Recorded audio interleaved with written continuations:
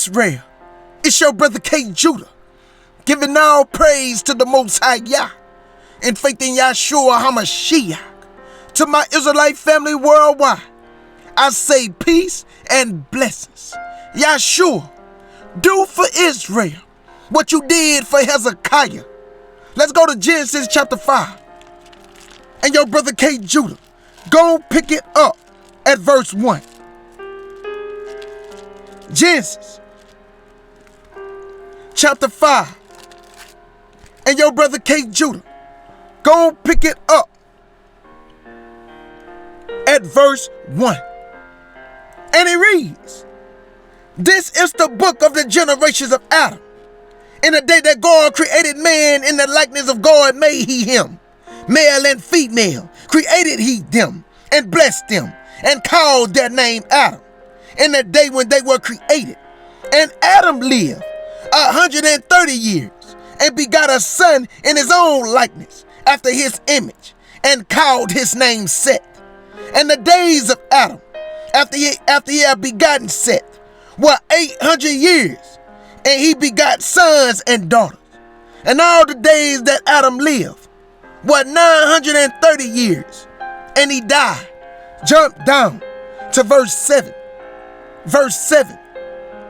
And it reads, "And Seth lived, after he begot Enos, 807 years, and begot sons and daughters. And all the days of Seth were 912 years, and he died." Jump down to verse 10. Verse 10. "And Enos lived, after he begot Canaan, 815 years, and begot sons and daughters. And all the days of Enos were 905 years, and he died." Jump down to verse 13. Verse 13. And it reads, "And Canaan lived, after he begot Mahalalel, 840 years, and begot sons and daughters. And all the days of Canaan were 910 years, and he died." Jump down to verse 16. Verse 16. And it reads, "And Mahalalel lived, after he begot Jared, 830 years, and begot sons and daughters. And all the days of Mahalalel were 895 years, and he died." Jump down to verse 19. Verse 19. And it reads, "And Jared lived, after he begot Enoch, 800 years, and begot sons and daughters. And all the days of Jared were 962 years, and he died." Jump down to verse 22. Verse 22. And it reads, "And Enoch walked with God, after he begot Methuselah, 300 years, and begot sons and daughters. And all the days of Enoch were 365 years. And Enoch walked with God, and he was not, for God took him." Jump down to verse 26. Verse 26. And it reads, "And Methuselah lived, after he begot Lamech, 782 years, and begot sons and daughters. All the days of Methuselah were 969 years, and he died." So do you see that all our forefathers in the generations of Adam lived to be 900 plus years? That's a long life, family. But something happened, and we need to find out what it is. Let's go to Genesis 23. The book of Genesis 23. Because something happened from the time that our forefathers was living to be 900 plus years. God did something. Let's see what he did. Genesis 23. And your brother K. Judah, go pick it up at verse 1. Genesis 23 and verse 1. And it reads, "And Sarah was 107 and 20 years old. These were the years of the life of Sarah." So Sarah was 127 years old. Let's go to Genesis 25. Genesis 25. And your brother K. Judah, go pick it up at verse 7. Genesis 25. And I'm going to pick it up at verse 7. And it reads, "And these are the days of the years of Abraham's life, which he lived, 100 years, 175 years. So Sarah was 127. Abraham was 175. Let's go to Numbers chapter 20. Numbers chapter 20.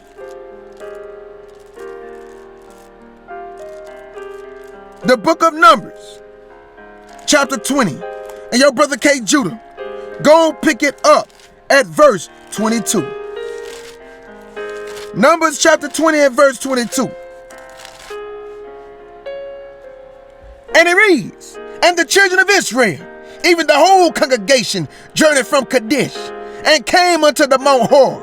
And the Lord spake unto Moses and Aaron in Mount Hor, by the coast of the land of Edom, saying, Aaron should be gathered unto his people, for he should not enter into the land which I have given unto the children of Israel, because ye rebelled against my word at the water of Meribah.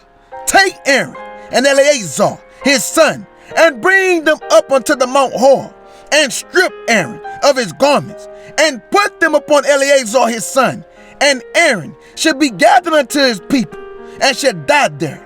And Moses did as the Lord commanded, and they went up into Mount Hor in the sight of all the congregation. And Moses stripped Aaron of his garments, and put them upon Eleazar his son, and Aaron died there in the top of the mount. And Moses and Eleazar came down from the mountain. And when all the congregation saw that Aaron was dead, they mourned for Aaron 30 days, even all the house of Israel." How old was Aaron when he died? Let's go to Exodus chapter 7. Exodus chapter 7. And your brother K. Judah, go pick it up at verse 1. Exodus chapter 7 at verse 1. And it reads, "And the Lord said unto Moses, See, I have made thee a guard to Pharaoh, and Aaron thy brother shall be thy prophet. Thou shalt speak all that I command thee, and Aaron thy brother shall speak unto Pharaoh, that he send the children of Israel out of his land." Jump down to verse 7. Verse 7. "And Moses was 80 years old, and Aaron 83 years old when they spake unto Pharaoh. So Moses was 80 years old, and Aaron was 3 years older than Moses, which make him 83. So when did he die? Okay, remember, he was 83 years old when they spake to Moses. Now let's go to Numbers chapter 33. Numbers chapter 33. And your brother K. Judah, go pick it up at verse 38. Numbers 33. And your brother K. Judah, go pick it up at verse 38. And it reads, "And Aaron the priest went up into Mount Hor at the commandment of the Lord, and died there in the 40th year." Read that again, K. Judah. In the 40th year. Read that one more time, K. Judah. In the 40th year, after the children of Israel will come out of the land of Egypt, in the first day of the 5th month. So if Aaron was 83 years old and died in the 40th year of the children of Israel coming out of the land of Egypt, Aaron died at 123 years old. Because 83 plus 40 is 123. How we know that? When did Moses die? Let's go to Deuteronomy 34. And your brother K. Judah, go read verse 7. Deuteronomy 34. And your beloved brother K. Judah, go pick it up at verse 7. And it reads, "And Moses was 120 years old when he died. His eyes was not dim, nor his natural force abated. Moses' eyes was not dim, and he was still in his strength even at 120 years old. So, do you see? What I am pointing out to you, Israel, that Adam generation all lived to be 900 plus years old. But everybody from Sarah to Abraham to Moses to Aaron all died at 100 plus years old. Now we have to find out, why did the Lord cut it down to 100 plus years? Let's go to Genesis 47 and let's get some more. What about Jacob, our forefather? Let's go to Genesis 47. Genesis 47. And I'm going to read verse 28. Genesis 47, and your beloved brother K. Judah going to pick it up at verse 28. And it reads, and Jacob lived in the land of Egypt 17 years. So the whole age of Jacob was 147 years. So Jacob died at 147 years old. Aaron died at 123 years old. Sarah died at 127 years old. Do you see that God cut it down from 900 all the way down to 120 plus? Why did you do this? Let's go to Genesis chapter 6. Genesis chapter 6. Why did the Lord cut the lifespan down, family? Genesis chapter 6. And your brother K. Judah, go pick it up at verse 1. Genesis chapter 6 and verse 1. And it reads, and it came to pass, when men began to multiply on the face of the earth, and daughters was born unto them, that the sons of God saw the daughters of men, that they were fair, and they took them wives, of all which they chose. Let's get this out the way right now. Let's go ahead and prove that angels did not have sex with women.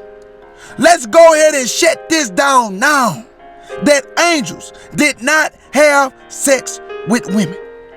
Because you have two groups of sons of God. You have the sons of God that are the angels, and you have the sons of God that is man. How we know that? Let's go to Job chapter 1. The book of Job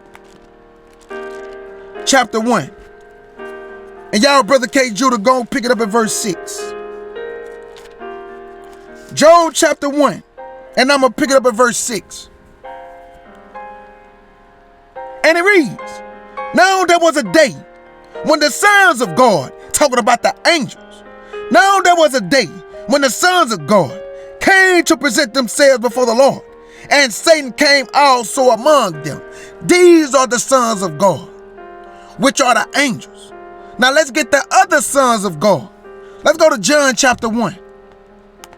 John chapter 1. And your brother K. Judah, go pick it up at verse 6.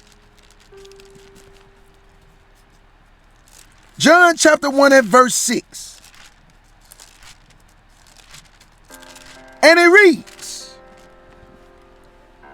there was a man sent from God, whose name was John. The same came for a witness, to bear witness of the light, that all men through him might believe. He was not that light, but was sent to bear witness of that light. That was the true light, which lighted every man that cometh into the world.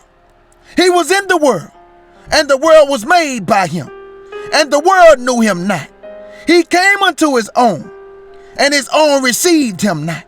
But as many as received him, to them gave he power to become the sons of God. Read that again, K. Judah. But as many as received him, to them gave he power to become the sons of God, even to them that believed on his name. So you have the angels which are the sons of God. And you have man, which are the sons of God.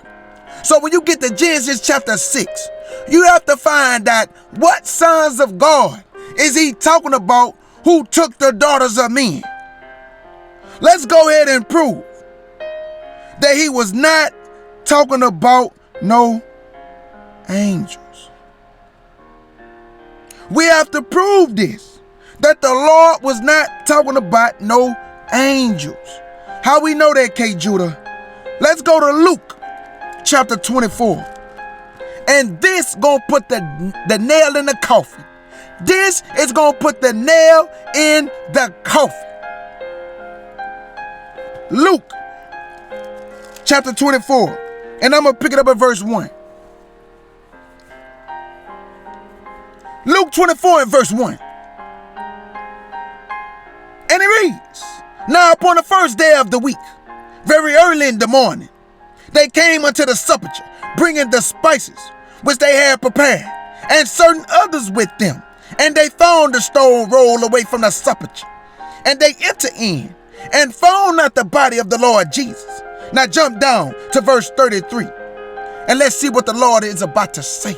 That's finna send shockwaves through Israel. Because y'all keep teaching that the Nephilims are the sons of God, which are angels laid down with women. But watch what Christ about to say about the angels. Verse 33. And they rose up the same hour and returned to Jerusalem, and found the 11 gathered together, and them that were with them, saying, The Lord is risen indeed, and have appeared to Simon. And they told what things were done in the way, and how he was known of them in breaking the bread. And as they thus spake, Jesus himself stood in the midst of them, and said unto them, Peace be unto you. But they were terrified and afraid, and supposed that they have seen a spirit. And he said unto them, Why are you troubled? And why do thoughts arise in your hearts? Behold my hands and my feet, that it is I myself. Handle me and see. For a spirit have not flesh and bones. For a spirit have not flesh and bones. For a spirit have not flesh and bones, as ye see me have. So Christ put the dagger in the coffin. Christ just said that angels are spirit beings, do not have flesh and bones. So how did they lay on top of women? Angels do not have a reproductive system. So how did they lay on top of women? Angels don't have blood compacting in their body, which is the life. So how did they lay on top of women? Because Christ just said angels do not have flesh and bones. But according to y'all, they came down from heaven, took on a fleshly nature, and laid on top of women and had children. But the Bible say every seed after his kind. So if that is true, where are the children of the angels that cannot die? Because angels cannot die, their children should be able to live forever. Now let's go back to Genesis chapter 6. Because now I know what sons of God he's talking about. It is not talking about angels, because Christ let it be known that angels do not have flesh and bones. Let's go back to Genesis chapter 6. And this time, verse 1 through 3. This is how you get understanding of the word of God. You must seek this book, eat this book, drink this book. Genesis chapter 6. And your brother K. Judah, go pick it up at verse 1 through 3. And it reads, And it came to pass, when men began to multiply on the face of the earth, and daughters was born unto them, that the sons of God saw the daughters of men, that they were fair, and they took them wives, of all which they chose. And the Lord said, My spirit shall not always strive with man, for that he also is flesh. Yet his days shall be 120 years. Oh, a light bulb just went off in my head. A light bulb just went off in my head. In the time of Adam, they was living to be 900 plus years old. But everybody that died after that was 100 plus years old. Whether it was 120, 123, 147, they all lived to be 120 plus. Because the Lord just said, because my spirit should not always strive with man. His days should be 120 years. But something happened. Let's go to Psalms 90. Psalms 90. And your brother K. Judah is going to pick it up at verse 9. Psalms 90. And I'm going to pick it up at verse 9. And it reads, for all our days are passed away in thy wrath. We spend our years as a tale that is told. The day of our years are 80 years and 10, and they're by reason of strength, they be 80 years. Why did God cut it down from 120 years to 70 years?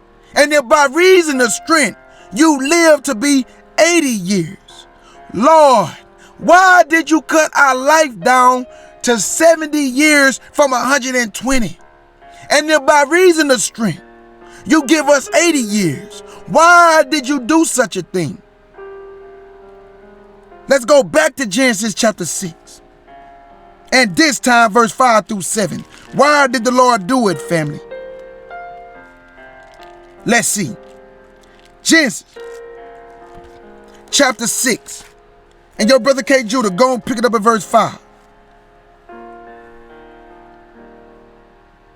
And it reads, and God saw that the wickedness of man was great in the earth, and that every imagination of the thought of his heart was only evil continually. And it repented the Lord that he had made man on the earth, and it grieved him at his heart.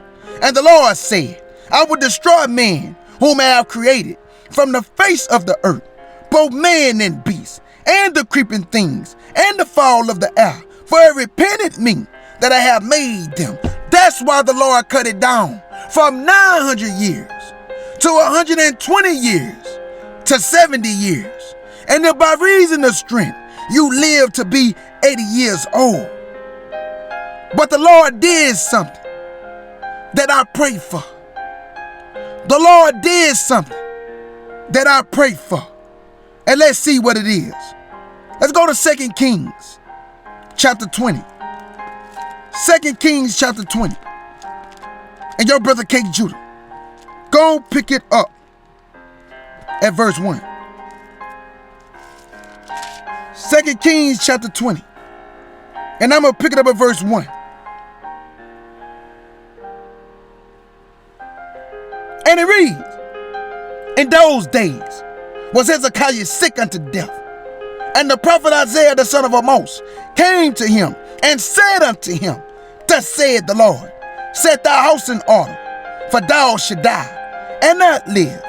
Then he turned his face to the wall and prayed unto the Lord, saying, I beseech thee, O Lord, remember now how I have walked before thee in truth and with a perfect heart, and I have done that which is good in thy sight. And Hezekiah wept sore. And it came to pass, afore Isaiah was gone out into the middle of the court, that the word of the Lord came to him, saying, turn again. Read that again, K. Judah. Turn again. When you walking in righteousness and you doing what God say do, you can reason with him. Because Isaiah had to turn back around. Because God remembered King Hezekiah, that he did walk before me perfect, that he did keep my commandments and my statutes, and he governed the people with justice, with equity, with righteousness. Isaiah, turn around. Go back to Hezekiah. Isaiah, turn around. Go back to Hezekiah. And let him know what thus said the Lord say about what he just prayed. Because I see your tears, Hezekiah, and I see you weeping. And because you was righteous, I had to hearken to your prayer. And because you did keep my commandments, I had to listen to your words.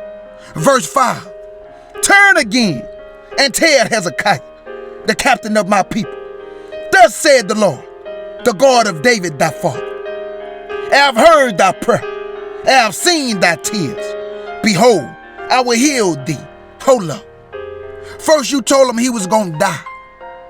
And now you telling this man you going to heal him. First you told him he was going to die, Lord. And now you telling Hezekiah you going to heal him. This remind me of something. All power is in the hand of Yahshua HaMashiach. Whether you live or whether you die, or whether you heal or whether he won't. How we know that? Let's go to Deuteronomy 32 and hold your marker. Because we're coming right back to 2 Kings chapter 20 verse 5. Hold your marker, family. We're coming right back. Let's go to Deuteronomy 32 and verse 39. Because the Lord just told Hezekiah, I'm going to heal you. Who do the healing? Who do the killing? Who do the healing? And who do the killing? Let's see. Deuteronomy 32. And I'm going to pick it up at verse 39.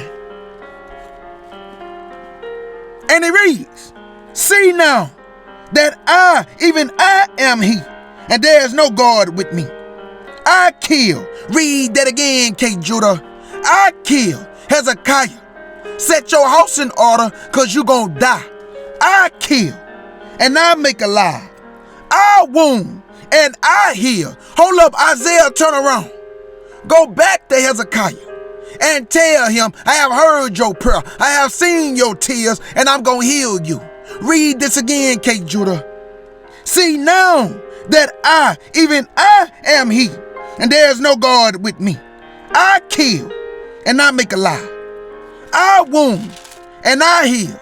Neither is there any that can deliver out of my hand. Let's go back to 2 Kings chapter 20. And I'm going to pick it up at verse 5 again. Because now I got better understanding what the Lord is saying. When he told King Hezekiah, set your house in order, you're going to die. But Hezekiah said, not so, Lord. I have walked before you perfect. I have walked before you perfect. I have done justice and governed the people with righteousness. I don't want to die yet, Lord. I do not want to die. I want to live out my days. Spare me. Add to my life. What did the Lord say? Verse 5 again. 2 Kings 20 and verse 5. And it reads, turn again and tell Hezekiah, the captain of my people, thus said the Lord, the God of David thy father, I have heard thy prayer, I have seen thy tears. Behold, I will heal thee. On the third day thou shalt go up unto the house of the Lord, and I will add unto thy days 15 years. Do this for Israel, Lord. Can you spare Israel and let our children, let our fathers, let our mothers live out our days, let our sisters live out our days? The same thing you did for Hezekiah, can you do for Israel? Not for our name's sake, but for your name's sake. Let us live, Lord. We are crying unto you because we are seeing our children die. We are seeing our babies die. We are seeing our mothers die. We are seeing our fathers die and our sisters. Spare us, Lord, and do for Israel what you did for Hezekiah when you added 15 years to his life. But Israel, you must do justice. You must be righteous. You must keep the commandments and the statutes. And you must have faith and walk in the fruits of the Spirit. Then you can do what Hezekiah did. Then you can shed your tears. Then the Lord would have to reason with you. And then he would tell that prophet, turn back around. Go back. Because I heard his prayer and I seen his tears. And he had been righteous. And I'm going to add to his life 15 more years. I'm going to add to you, Israel, that you may fulfill your days. Do it for your name's sake, Lord, and let us live and do for us what you did for Hezekiah. Let's get this out of the mouth of 2 or 3. We let it be established. Let's go to Isaiah chapter 38. And your brother King Judah, go and pick it up at verse 1. Isaiah chapter 38. And your brother King Judah, go pick it up at verse 1. And he reads, in those days was Hezekiah sick unto death, and Isaiah the prophet, the son of Amoz, came unto him, and said unto him, thus saith the Lord, set thy house in order, for thou shalt die, and not live. Then Hezekiah turned his face toward the wall, and prayed unto the Lord, and said, remember now, O Lord, I beseech thee, how I have walked before thee in truth, and with a perfect heart, and have done that which is good in thy sight. And Hezekiah wept sore. Then came the word of the Lord to Isaiah, saying, go and say to Hezekiah, thus saith the Lord, the God of David thy father, I have heard thy prayer, I have seen thy tears. Behold, I will add unto thy days 15 years, and I will deliver thee and this city out of the hand of the king of Assyria, and I will defend this city. So do you see, Israel? Pray to your power, cry to your God, and ask him if you are walking in righteousness, if you keeping the commandments, if you have faith and walk in the fruits of the Spirit. You cry to God and you ask him, do for my family and do for Israel.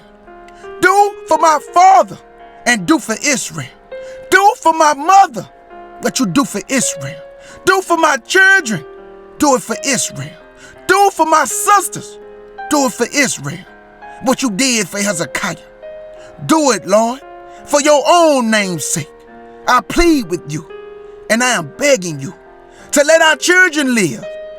Let our babies live. Let our mothers live. Let our fathers live. Let my brothers live. And let my sisters live. And your brother King Judah want to say, Shalom.